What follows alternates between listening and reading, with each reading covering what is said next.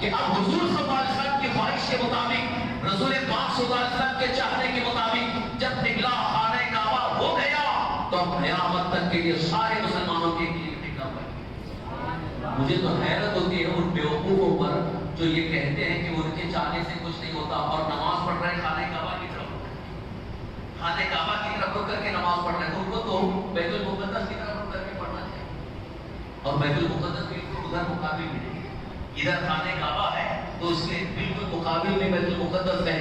یا تھا ان سے کہو کل سے آپ جماعت ادھر بنا، ادھر رک کر کے نماز پڑھو، اس لیے کہ خانہ کعبہ کے مقابل میں بیت المقدس ہے، اور یہ جو خانہ کعبہ قبلہ بنا یہ تو حضور کے چاہنے سے بنا ہے، حضور کے چاہنے سے۔ اور قرآن کریم میں سورہ بطحہ میں اللہ تعالیٰ نے ارشاد فرمایا وَلَسَوْفَ يُعْطِيكَ رَبُّكَ فَتَرْضَىٰ، ان قریب آپ کا رب آپ کو اتنا عطا فرمائے گا کہ آپ راضی ہو جائیں گے۔ پھر بھی کہتے ہیں ان کے چاہنے سے، ان کے چاہنے سے کچھ نہیں ہوتا، ارے ان کے چاہنے سے تو جنتی بنو گے، حضور کے چاہنے سے جنتی بنو گے، اور حضور صلی اللہ علیہ وسلم کے چاہنے سے زمین کا ٹکڑا جنتی بن سکتا ہے، تو جس غلام کو حضور چاہے جنتی بنا دیں۔ آپ کو یاد ہے آج بھی مدینہ منورہ میں مسجد نبوی شریف میں ایک حصہ ہے جس کو ریاض الجنہ میں سنا ہے، ریاض الجنہ۔ یہ ریاض الجنہ کیا ہے؟ ریاض الجنہ جسے کہتے ہیں، جو حضرات حج کر کے آئے ہیں، عمرہ کر کے آئے ہیں، انہوں نے دیکھا ہوگا کہ مسجد نبوی شریف میں حضور صلی اللہ علیہ وسلم کے روضہ اقدس سے ممبر کے درمیان کی جو جگہ ہے اس کو ریاض الجنہ ہے، اس کا اردو میں ترجمہ جنت کی کیاری، ریاض الجنہ جنت کی کیاری۔ اب آپ ان سے پوچھئے کیا سعودی گورنمنٹ نے اس کو ریاض الجنہ کہا؟ کیا کسی نجدی وہابی نے اس کو ریاض الجنہ کہا؟ بلکہ یہ ریاض الجنہ کیسے بنا؟ حدیث پاک ہے، رسول کائنات صلی اللہ علیہ وسلم ارشاد فرماتے ہیں ما بین روضتی و ممبری روضۃ من ریاض الجنہ، میرے روضے اور میرے ممبر کے درمیان کی جگہ یہ جنت کی کیاری ہے۔ سبحان اللہ۔ مصطفیٰ کریم صلی اللہ علیہ وسلم کے چاہنے سے مسجد نبوی شریف کے اندر روضے اور ممبر کے درمیان کی جگہ جنت کی کیاری بن گئی، جنت کا حصہ بن گیا، جنت کی کیاری بن گئی، ریاض الجنہ قرار دیا گیا۔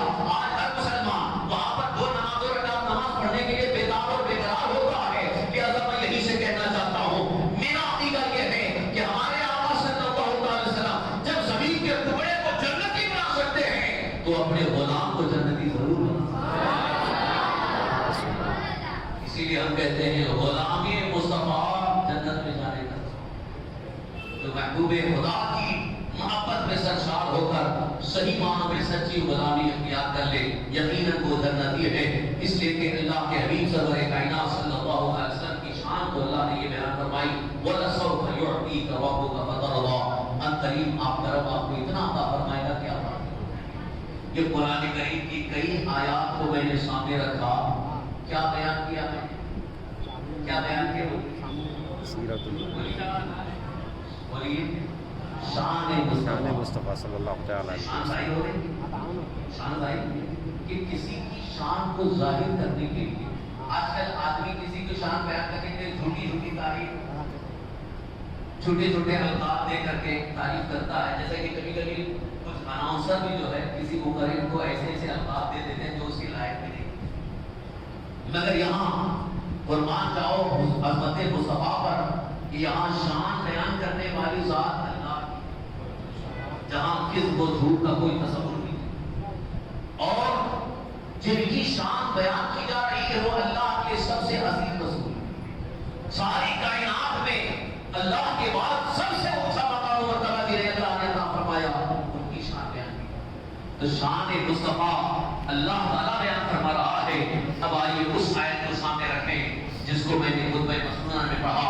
اللہ تعالیٰ نے یہاں بھی شان مصطفیٰ یوں بیان فرمائی یا ایھا النبی انا ارسلناک شاہدا ومبشرا ونذیرا۔ اب ترجمہ بہت توجہ کے ساتھ سنیے، بہت توجہ کے ساتھ سنیے، بہت کام کی بات کر رہا ہوں۔ اللہ تعالیٰ نے کیا ارشاد فرمایا؟ اے نبی ہم نے آپ کو بھیجا شاہد، شاہد، انا ارسلناک شاہدا۔ شاہد کا ترجمہ کیا کیا جائے؟ ہاں ہمارے یہ حضرت فرما رہے ہیں شاہد کے معنی جواب۔ ماشاءاللہ آپ نے بالکل ڈکشنری کا ترجمہ پیش کیا ہے۔ مگر آپ کو معلوم ہے اعلیٰ حضرت نے کیا ترجمہ کیا ہے؟ کنز الایمان، جو ہم سب ایمان والوں کے لیے ایمان کا خزانہ ہے۔ کنز الایمان کو اٹھا کر کے دیکھیں، اعلیٰ حضرت نے ترجمہ کیا ہے ہم نے آپ کو حاضر اور ناظر بنا دیا۔ ترجمہ یہ ہے ہم نے آپ کو، یہ اللہ تعالیٰ ارشاد فرماتا ہے یا ایھا النبی انا ارسلناک شاہدا، ہم نے آپ کو حاضر و ناظر بنا کر بھیجا۔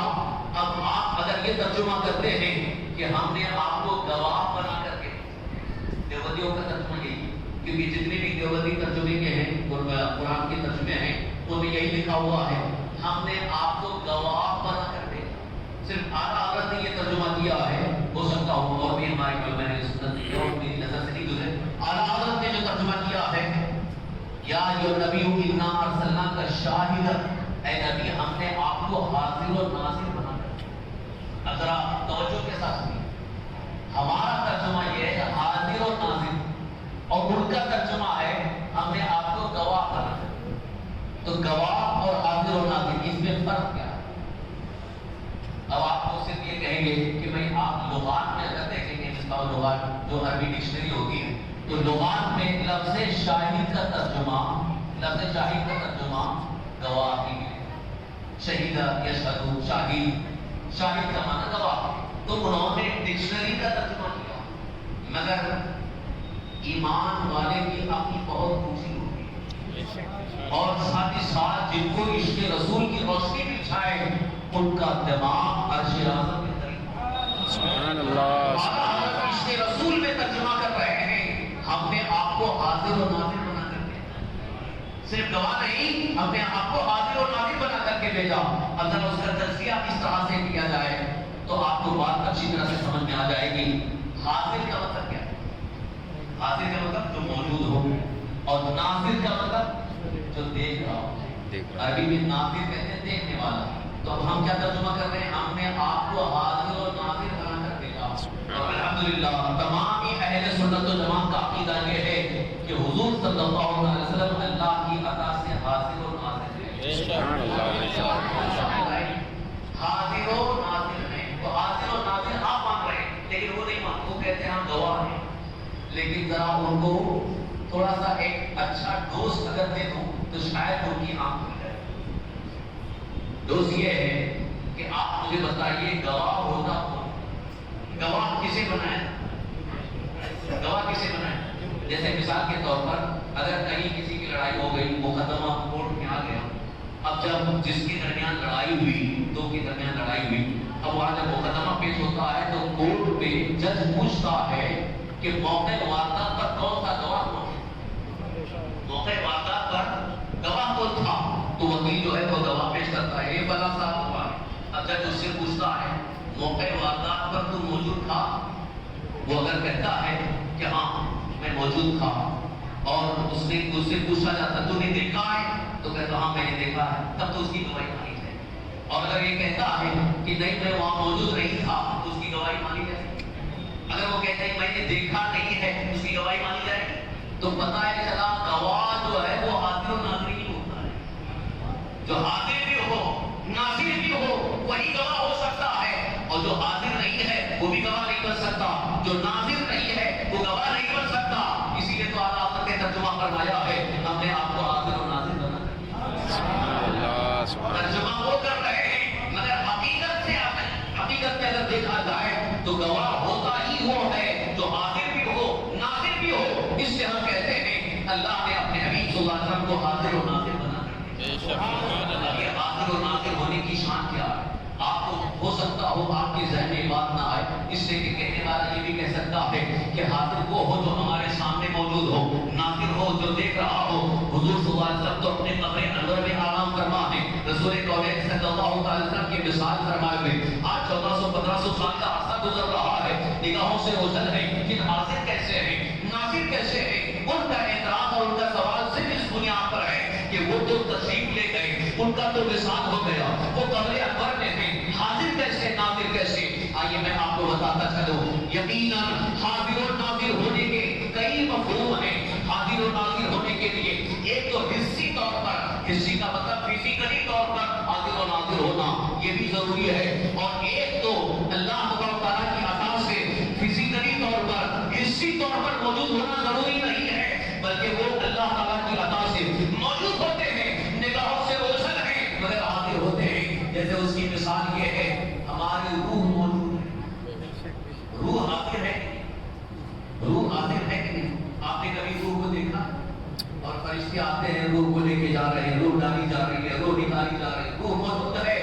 آج تک ہم نے دیکھا نہیں ہے.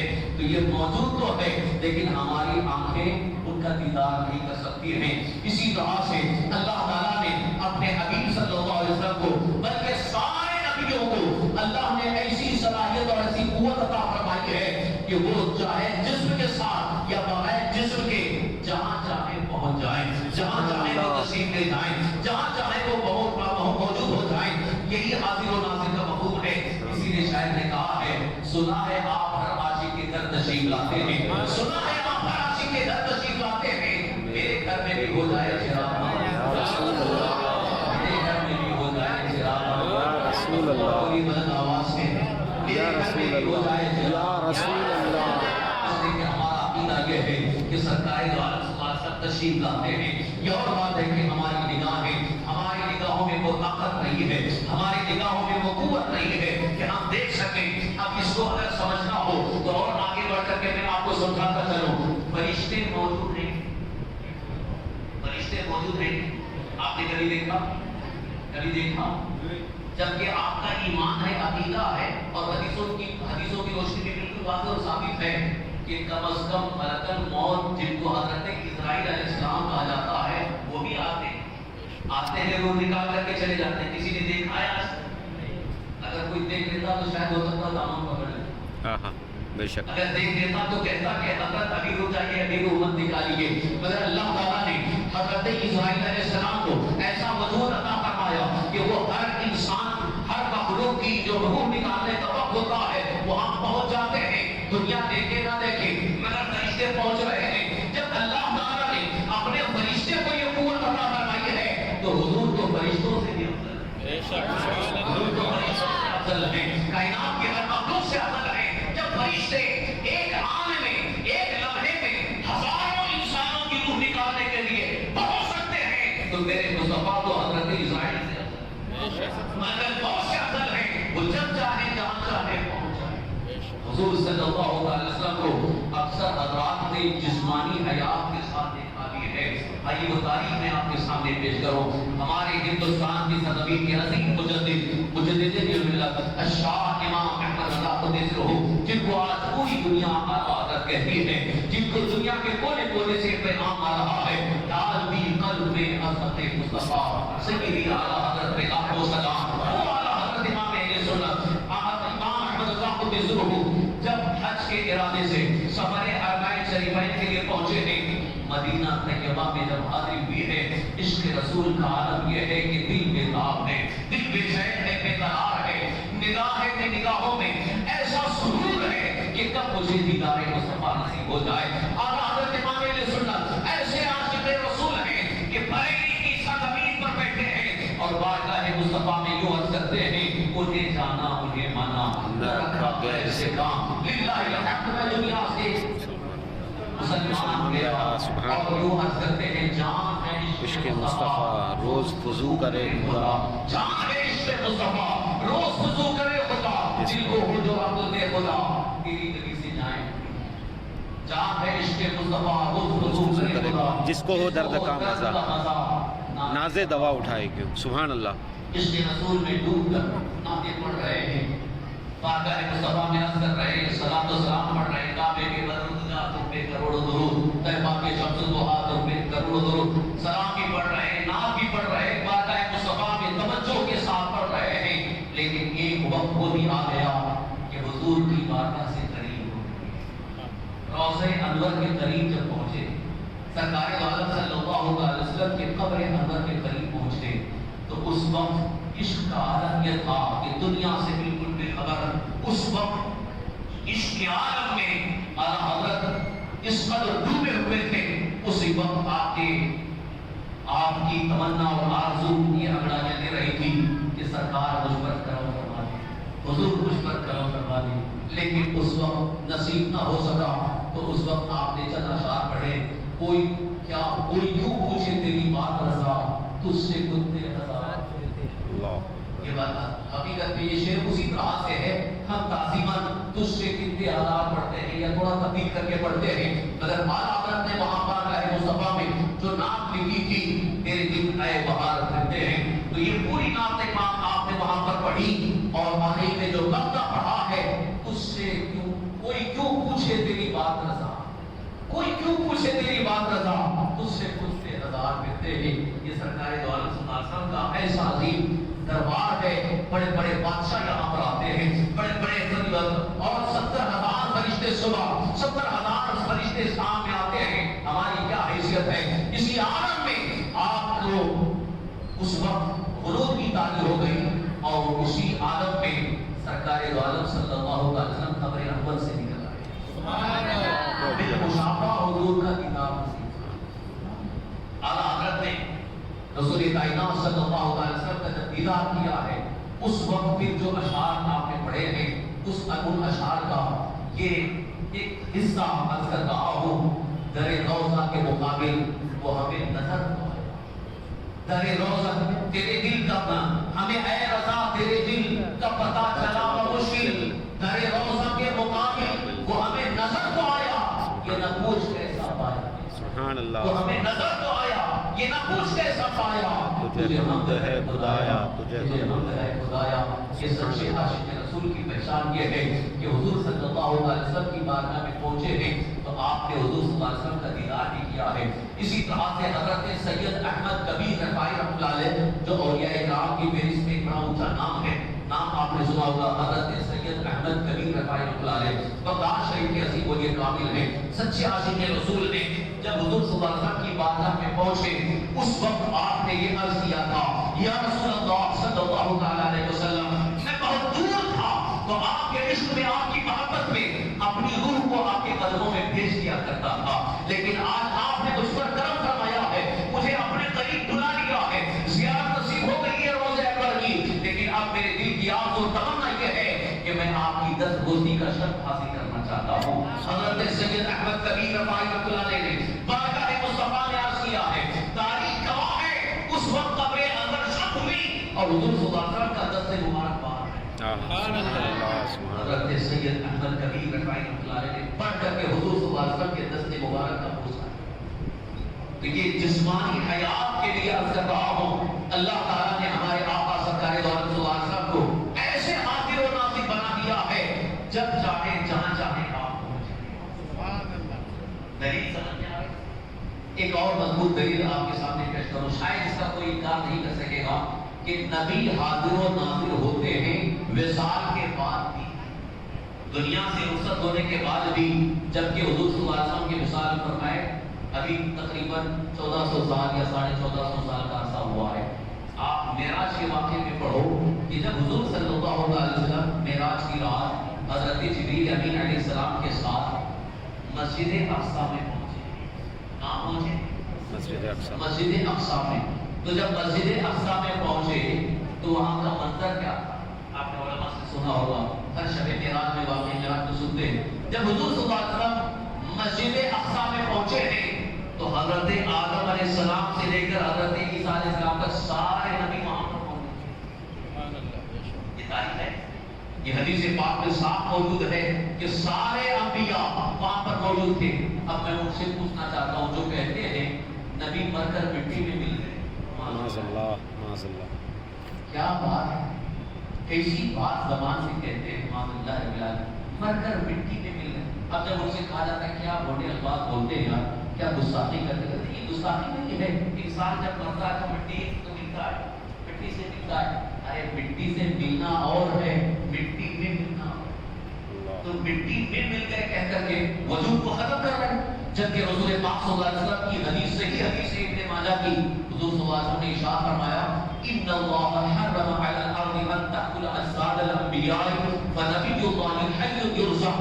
یہ ابن ماجہ جو صحاح ستہ کی مشہور حدیث کی کتاب ہے ان میں سے ابن ماجہ میں باب ذکر نبی صلی اللہ علیہ وسلم میں حدیث موجود ہے. رسول اکرم صلی اللہ علیہ وسلم ارشاد فرماتے ہیں بے شک اللہ نے زمین پر حرام فرمایا ہے یعنی زمین نبی کے جسم کو کھا نہیں سکتی، مٹی کھا نہیں سکتی، کیونکہ اللہ نے حرام فرمایا ہے. تو پھر کیوں کہتے ہو مٹی میں مل گئے؟ حضور کو فرما رہے کہ زمین پر اللہ نے حرام فرمایا ہے نبی کے جسموں کو کھانا. اور آگے ارشاد فرماتے ہیں فنبی اللہ حی یرزق، اللہ کے نبی زندہ ہے انہیں رزق دیا جاتا ہے. اللہ کے نبی زندہ ہے انہیں رزق دیا جاتا ہے. اب ہو سکتا ہو کوئی بیوقوف وہابی یہ کہے یہ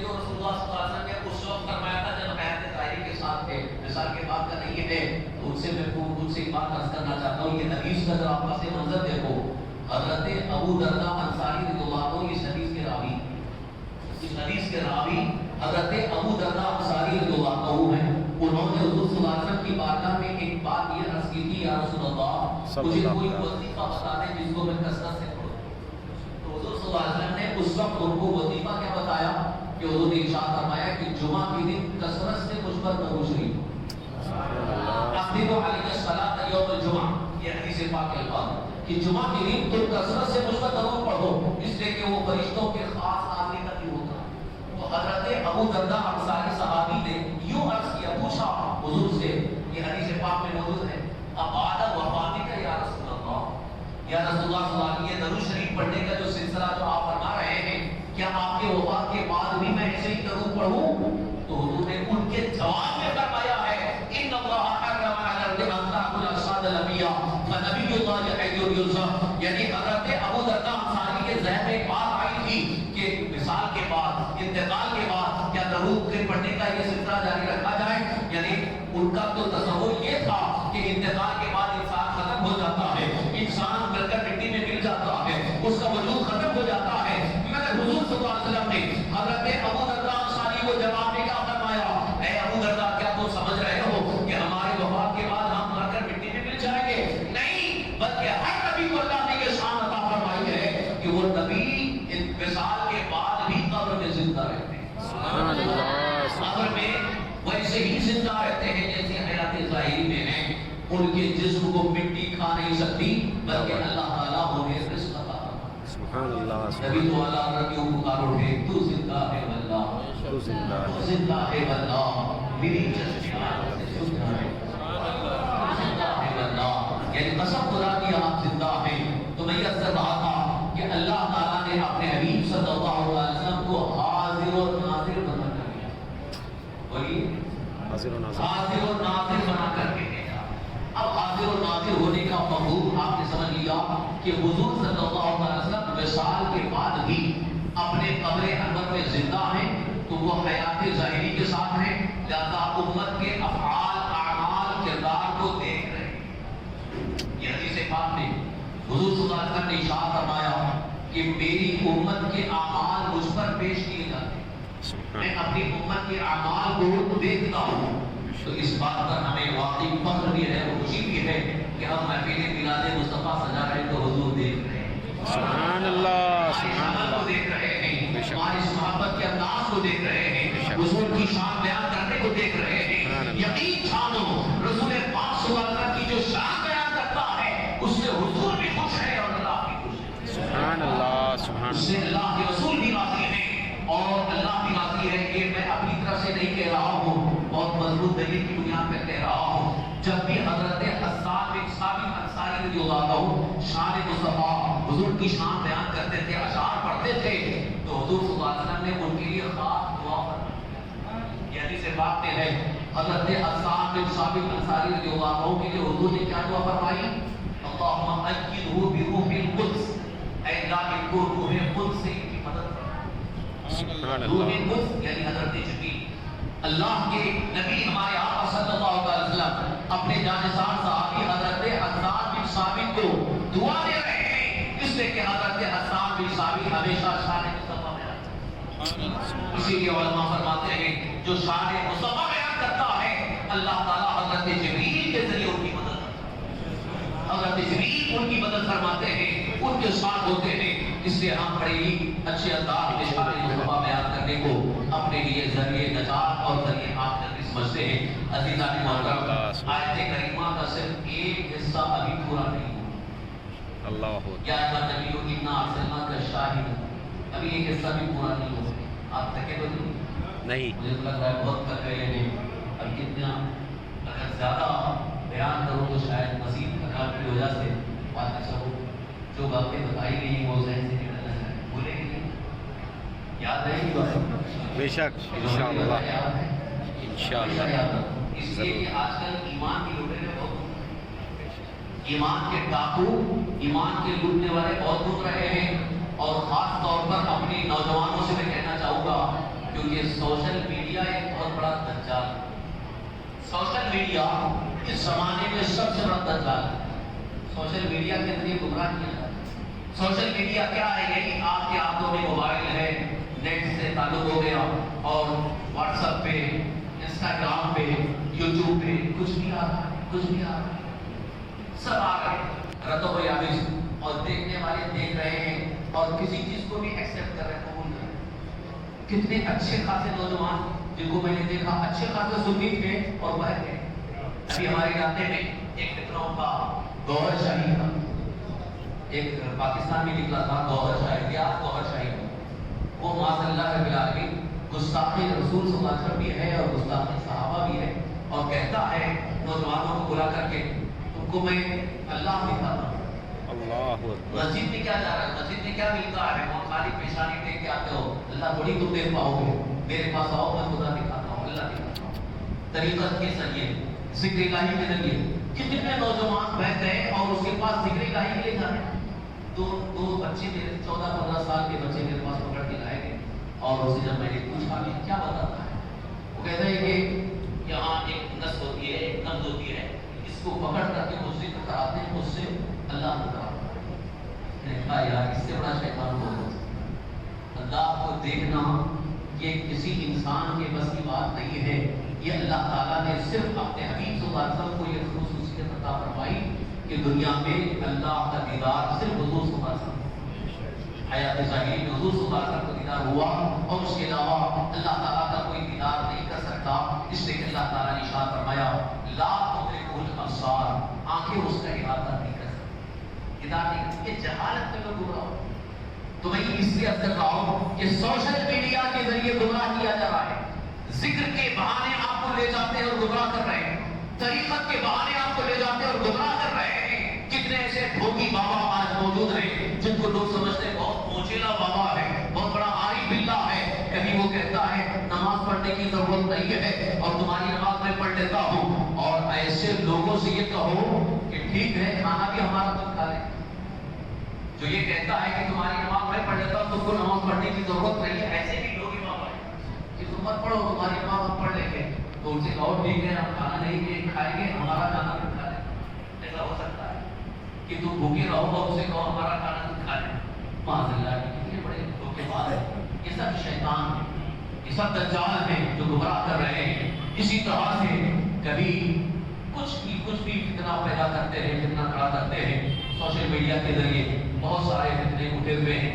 اس لیے آج ضرورت اس بات کی ہے کہ علماء اہل سنت، مشائخ طریقت جو شریعت مصطفیٰ کے پابند ہیں اور واقعی سنی سعیدہ ہیں، مسلک اعلیٰ حضرت پر استقامت کا مظاہرہ کر رہے ہیں، ان کے دامن سے وابستہ رہیں، ان سے قریب رہیں۔ جو مشائخ طریقت سنی سعیدہ ہیں، شریعت مصطفیٰ کے پابند ہیں، ان کے دامن سے وابستہ رہو اور شریعت مصطفیٰ پر قائم رہو، انشاءاللہ شیطان آپ کا ایمان چھین نہیں سکتا، گمراہ نہیں کر سکتا۔ بات ذہن میں آ گئی، اس لیے میں اپنی قوم کے نوجوانوں سے ایک بات یہ بھی عرض کرنا چاہتا ہوں، سوشل میڈیا کے ذریعے بہت ساری باتیں ہمارے نوجوانوں کے ذہنوں میں ڈالی گئی ہیں، اور خاص طور پر چونکہ یہ دور فیشنیبل دور ہے، فیشن بہت ساری چیزوں کا عام ہو گیا ہے، تو آج کل فیشن کے نام پر بہت ساری چیزیں ہمارے نوجوان کر رہے ہیں، جبکہ وہ شریعت مصطفیٰ میں سخت ناجائز ہو رہا ہے۔ تو جو چیز شریعت مصطفیٰ میں ناجائز ہے، حرام ہے، چاہے وہ فیشن کے طور پر ہو یا رواج کے طور پر ہو، رسم کے طور پر ہو، ہرگز اس کو کرنا جائز نہیں۔ جیسے آج کل ایک فیشن چلا ہوا ہے، ہمارے بہت سارے بچے نوجوان ہاتھ میں کڑا پہنتے ہیں، گلے میں چین پہنتے ہیں، دیکھا ہے نا، اور ابھی بڑھ کر کے کان میں بالی بھی پہنتے، چھوٹی بھی رکھتے۔ ہم نے پوچھا ایک سے یہ کان میں بالی پہننا، یہ چھوٹی رکھنا، یہ تو عورتوں کی عادت ہے، عورتوں کا طریقہ ہے، کیونکہ عورتیں چھوٹی رکھتے ہیں اور کان میں بالی پہنتے ہیں، یہ کس کی ادا ہے؟ تو بتائے گا کہ کسی فلمی ہیرو نے کیا تھا تو سارے نوجوان وہی کرتے۔ معاذ اللہ، کتنے بڑے بیوقوف ہیں۔ کسی ہیرو نے کان میں بالی پہن لیا تو اب وہ پہننے لگے، کسی ہیرو نے جو ہاتھ میں کڑا پہن لیا تو وہ پہننے لگے، شہد پہن لیا تو پہننے لگے۔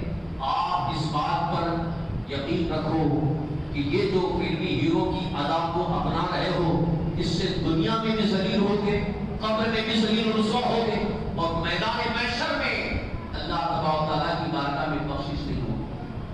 اگر بے توبہ موت واقع ہو گئی تو بہت ہی بڑا بھیانک انجام ہوگا۔ اس لیے سچی توبہ کر کے ان ساری چیزوں کو چھوڑ۔ یہ چین پہننا مرد کے لیے حرام ہے، عورتوں کے لیے نہیں۔ گلے میں چین پہننا یہ عورتوں کے لیے ہے، وہ بھی زیور کے طور پر ہے، کیونکہ زیور عورت کے لیے ہے، مرد کے لیے نہیں ہے۔ تو یہ گلے میں جو چین پہن رہے ہیں کس بنیاد پر ہے؟ گلے میں چین پہننا اگر فیشن آپ نے بنا لیا ہے تو اسلام اس فیشن کی اجازت نہیں دیتا۔ شریعت مصطفیٰ میں اس فیشن کی کوئی گنجائش نہیں ہے۔ چاہے کڑا وہ فیشن کے طور پر پہن رہا ہو، اور ساتھ ہی ساتھ یہاں اس بات کی بھی وضاحت کرنا چاہتا ہوں، کچھ ایسے جاہل لوگ ہیں جنہوں نے اس کو بھی مشہور کیا ہے کہ خواجہ غریب نواز کے آستانے کا کڑا ہے، یہ فلاں بزرگ کا کڑا ہے۔ ارے کڑا کسی بزرگ کا نہیں ہوتا ہے، چاہے خواجہ غریب نواز رضی اللہ عنہ ہو یا غوث پاک رضی اللہ عنہ ہو، کبھی کسی ولی کامل نے کڑا پہننے کا حکم نہیں دیا۔ یا اگر کوئی ڈھونگی بابا آپ کو کڑا پہناتا ہے اس کو نکال کے پھینک دو، جس کو تیرے مصطفیٰ نے حرام فرمایا ہے کوئی اسے جائز نہیں کر سکتا۔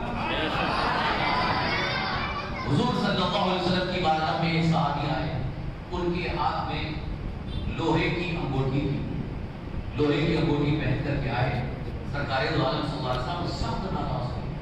حضور نے فرمایا کہ اس کو نکال کے پھینکو، اس لیے یہ جہنمیوں کا لباس ہے۔ تو لوہے کی انگوٹھی پہننا، تانبے کی انگوٹھی پہننا، اسی طرح سے کڑا بھی ایسے ہی ہوتا ہے، کبھی وہ پیتل کا ہے، تانبے کا ہے، میٹل کا ہے، اور ہو سکتا ہو تھوڑا بہت پیسہ زیادہ ہے تو چاندی کا پہن لے۔ چاندی کا بھی کڑا پہننے کی اجازت نہیں ہے، صرف اور صرف سنت رسول اللہ صلی اللہ علیہ وسلم کے طور پر ایک انگوٹھی وہ بھی چاندی کی 4.5 ماشا 4.5 گرام کی ہو اور ایک نگ والی ہو، شرعاً اس کی اجازت ہے، گنجائش ہے۔